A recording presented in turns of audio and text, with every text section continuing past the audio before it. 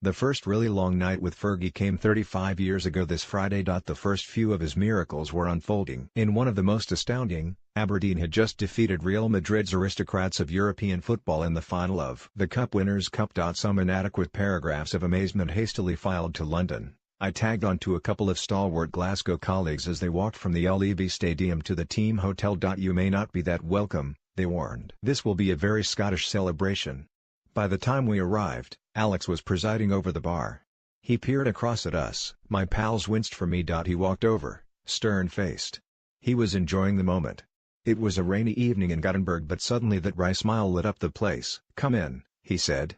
"I trust you can hold your drink." We had bumped shoulders half a dozen times during Aberdeen's phenomenal disruption of Rangers and Celtic's grip on Scottish football. One of the few English writers who's taken the trouble to come and see us do all this, he told one knot of players. Alex McLeish pushed a whiskey into one hand, Willie Miller a beer into the other. Gordon Strachan growled at the only intruder present from south of the border, "Behave yourself."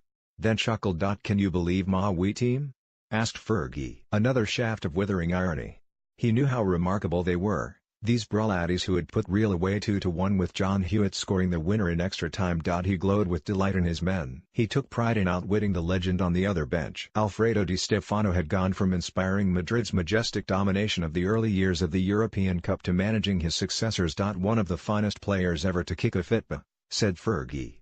"It's been a privilege to share this with him. Like me, he does nae like losing, but he's a gentleman in defeat." For me it was the start of a long journey, witnessing with fascination the ascent of the greatest manager football will ever know, one enlightened by his brilliant intellect and enlivened by cherished moments of challenging company along the way.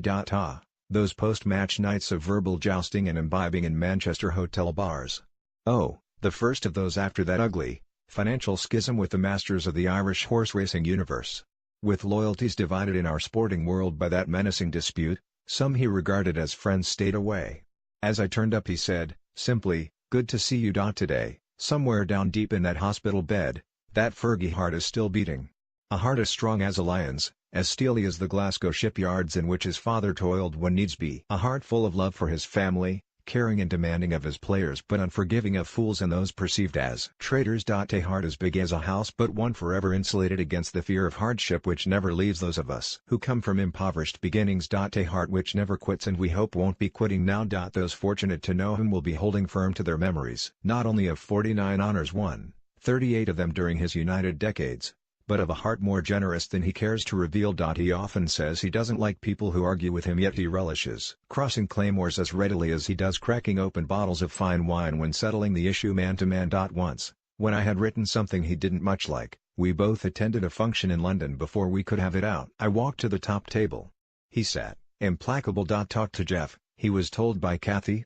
He looked up, paused, then proffered the handshake. Behind every successful man, a wonderful wife. Recently, when this newspaper held a dinner to celebrate my umpteen years of scribbling for these pages, he accepted the invitation in an instant, paid coins for convoy from Manchester to London and got there early, determined to share in the first drink. We reminded ourselves of a time when Jock Stein had been taken quite seriously ill. I asked Jim Roger, the doyen of Scottish football writers who had more contacts than the national grid, if it might possible to see the Colossus of Celtic in hospital. He said he was going with Fergie the next day. Upon arrival, the message came that Stein was not allowed visitors. The diminutive Roger replied, "Tell the matron it's the wee man here with the great man to see the big man." Fergie was admitted. What did he whisper in his idol's ear? "You are a strong man, Jock. We'll soon have you out of here." So they did. Now it's Fergie time.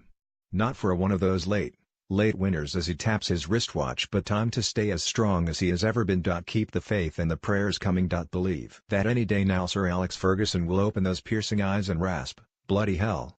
All these obituaries are more than a wee bit premature."